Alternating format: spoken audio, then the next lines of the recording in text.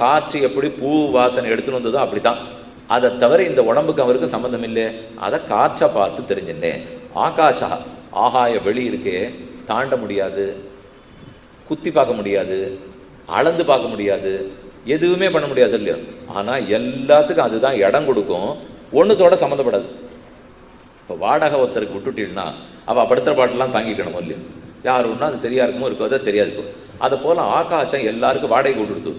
சந்திரனே வாழ்ந்துக்கோ, சூரியனே வாழ்ந்துக்கோ, நட்சத்திரமே வாங்கிருக்கோ, எல்லாரும் வாழ்ந்துங்கோ, விமானமே பறந்துக்குங்கோ, என்ன வேணால் பண்ணுங்கோ. ஆனால் எதோடையாவது சம்மந்தப்படுமானால் மொத்த பேருக்கு வாடகைக்கு விடுமே தவிர யாரும் தங்கிட்ட இருக்காங்கிற எண்ணமே அதுக்கு இருக்கவே இருக்காது. இப்போ ஒருத்தர் இங்கேருந்து ஆகாய விமானம் பறக்கிறது, அந்த இடம் போயிடுத்துன்னா எதான் ஆகும்? அந்த இடம் ஒன்றுமே ஆகாது, அது பறந்ததோட சரி. இப்போ அந்த இடத்துக்கு வாடகை உண்டா? அதை நிறுவனங்கள் வாடகை வாங்கிடுவா, ஆகாசம் வாங்காதோ இல்லையோ, இவ வாங்கிடுவா. பிருத்திவி, அப்பு, தேஜஸ்